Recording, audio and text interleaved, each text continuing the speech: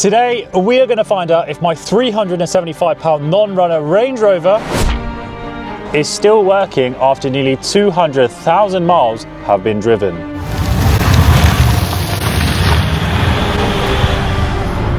In last week's episode, I bought this Range Rover from British car auctions for just a bargain price of £375. But the catch was, this car had been driven 200,000 miles and it was sold as a non-runner. I'll put it in neutral, yeah? After many failed attempts of trying to start the engine whilst at the car auction, I was left with no choice and had to get it recovered home. But within 24 hours, after a bit of back and forth, swapping car batteries around, using a trickle charger, and even trying to delete some fault codes with my diagnostic machine, I managed to get this engine started, which, as you'll see, had me in shock. No! Oh my god! But this L322 is far from winning any awards. The road to recovery has only just started. There's a lot we need to do to bring this old girl back up to its former glory. One of which is uncovering these pipes from the engine bay. But if we can sort that, then I will be taking the world's cheapest Range Rover for its first drive. And as this was sold as a non-runner, this means we are heading into the unknown. But before we get this car driving, there is just one issue we need to address immediately before we can get this car running on the road. And that right there is our problem, the intercooler pipe. It doesn't take a genius to see we've got an issue here. So I headed down to Land Rover main dealer because usually they've got these pipes just sitting on the shelves. If your Range Rover's puffing out smoke, definitely check these hoses. It's such an easy fix. And for just over £50, we've got ourselves a brand new intercooler hose. Let's get this pipe fitted. This is a super simple DIY job. Even if you're not that handy with cars, all you need is your hands and a flathead screwdriver. So first things first, the engine cover just pops off, no tools needed for that. Then grab your screwdriver and loosen up the clips holding the old hose onto the intercooler and the engine. Once those are loose, it's just a case of wiggling the old pipe off. They can be a bit stubborn, especially on the engine side because there's not much space to work with.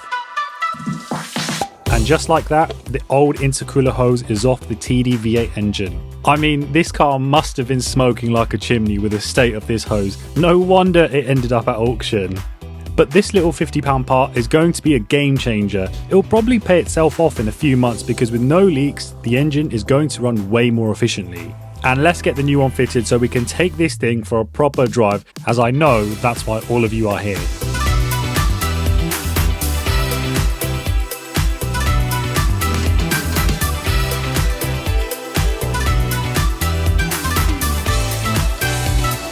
One thing I wanted to check was the oil contamination, just to be on the safe side. Because that old hose did look suspect, even though it was most likely caused by the split, I thought I'll double check the oil cap just to be safe. Luckily, everything looks spot on. You can never be too careful with these things. But now, I think we're ready to take this Range Rover for its first proper spin. Let's see how she drives. So I think it's time now that we take this out for a first drive. I have no idea what to expect driving a Range Rover that has done 200,000 miles. It's actually crazy. But something else which is even more crazy than that is the amount of cars driven on UK roads with a hidden past. Which brings me on to today's video sponsor, Car Vertical. Now when I bought this Range Rover, I done a Car Vertical check which gave me the all-important 3 green ticks, meaning there was no outstanding finance, no accident damage, and the mileage had not been tampered with. All of which made buying this a safe bet. But now I'm going to show you why doing a vehicle history check is so important. The next car report I'm going to show you is definitely something you'd want to avoid. And that would be this BMW M2. As you can see straight away, there are 2 yellow warnings for legal status and damage. Now the reason for this was that this car was involved in a bad accident. Sometimes you can even see photos of what damage was sustained, and in this case, it was a big crash. So severe in fact that the insurance marked this as a Category B, meaning it cannot be put back on the road.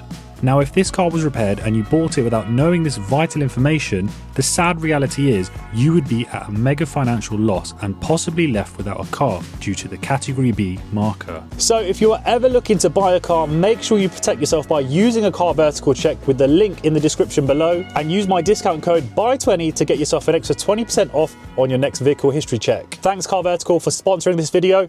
Now let's take this Range Rover out for a proper first drive.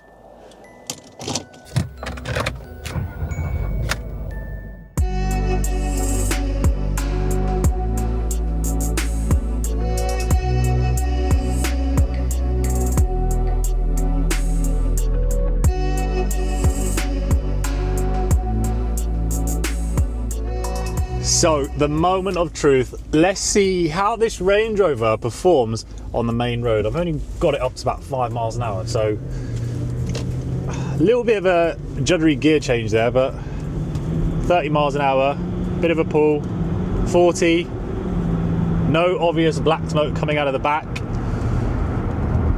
It actually seems okay. It actually seems really nice to drive. I really do love a Range Rover. As many of you will know, I've had many of them over the years. The love I've got for older Range Rovers, such as the L322, there's something just so special about them. And considering the value for money you get with this car, circa 60, 70,000 pound when it was new, and obviously in this case, I've won it for a 375 pound bid price. We just hit national speed, so I'm just gonna get it up to 60.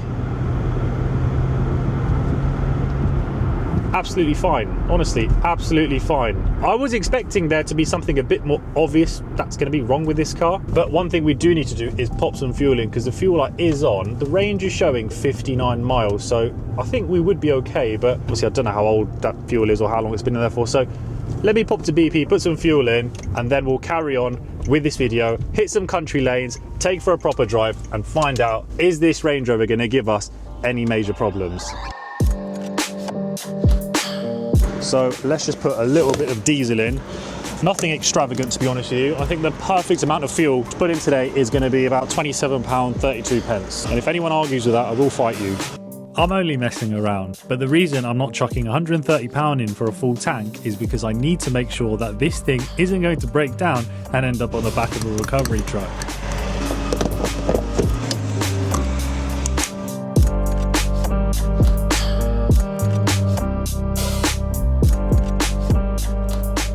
So we're fueled up, the range is showing 139 miles. So what did we have before, 59? So £25.32 or whatever it was of fuel has given us a range of around, if my maths is correct, 80 miles or so, which I'll be honest with you is probably a lie, knowing from my experience with my other Range Rover, it's not going to do very well on fuel. It's not going to, that 25 odd quid does not get you 80 miles, but feel free, if you've got an L322, comment down below, guys, and let me know what sort of MPG you get. But yeah, let's hit those country roads, get it up to speed, and see how this is going to drive.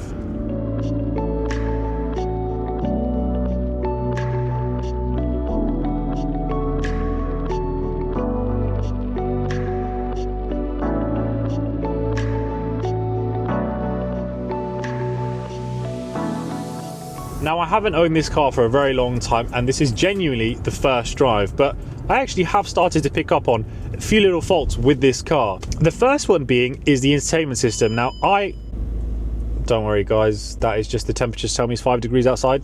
Nothing to panic about. But as I was saying, one of the faults that I noticed is to do with the entertainment system. So it's not working. I can't get the radio on, anything, sat nav. It's just showing the Land Rover screen. Now, I had this issue with my L322, and someone actually got in the comments to tell me it is a common fault. And after a bit of Googling, I found that there is a little quick fix to get that sorted. So that's not a big issue. I'll be able to get that addressed once we get this car inspected. Very simple fix. The other thing which I'm picking up on as we're driving through a little village is there is a bit of a knock coming from, I'm going to say, the front driver's side suspension. And funny enough, again, I had a similar issue when I bought my Range Rover, so it could be a lower arm, could be bushes, but there definitely is some sort of creaking, bouncing going on from that side. So when this car is inspected, hopefully we can address that issue immediately. Again, if it is that, it shouldn't be a big expense, as I do want to make this car safe and roadworthy, because I've got a lot of plans with what I want to do with this car. A big potential road trip, assuming that this car is safe and roadworthy. And the other thing which I've noticed on this cold, wintry day is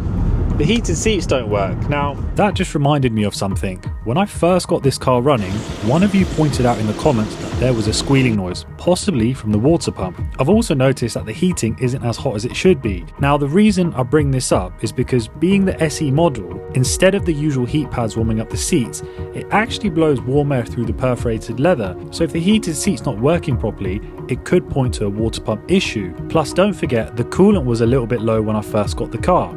definitely something I'm gonna have to keep an eye on over the next few days. This is the SE model, so you've actually got heated and cooled seats, which is brilliant. The heated steering wheel works absolutely fine. Normally it's the other way around, the heated steering wheel tends to fail, and it is a bit of a shame because that is one of the things I love about a Range Rover is how comfortable they are, and having nice luxuries as heated seats and heated steering wheel together, it just adds to the nice feeling when you're driving one of these cars. But even still, just going around these bends on the country lanes, getting up to some speeds, it actually still drives really, really nice. You know, it handles reasonably well for a big old boat like this.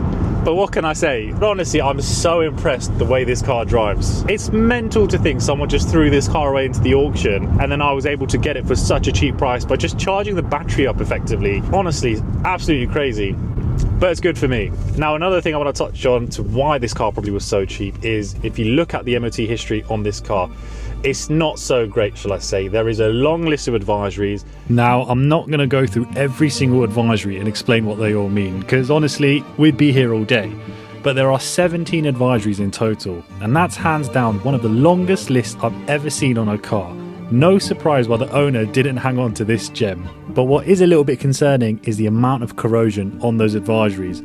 But what can I expect when I've only paid £375? Now, I'm sure you can tell I haven't had the car cleaned yet, and that is not because I'm tight or scruffy, it is because I've got plans with what I want to do. So pending that we get this car checked, making sure it's mechanically sound and roadworthy, so it needs to be safe to drive, then we can start throwing a bit of money at this car and making it look better than what it is now. So rather than just taking it to my local car wash and getting it valeted, I would like to get a detailer on this car, get the interior thoroughly cleaned and get the exterior paintwork looking like new. I want to make this look like such an impressive 200,000 mile Range Rover, so when people see this car they are shocked to think that this car has been driven that many miles. Things like the bodywork, the little bits of rust, it is what it is, but just trust me, when I'm done with this car, it is going to look completely different. So that is why we haven't touched anything on the interior. I've left it as it is, as I got it from the auction. So when we do get the transformation done, you're going to see a massive change from before and after.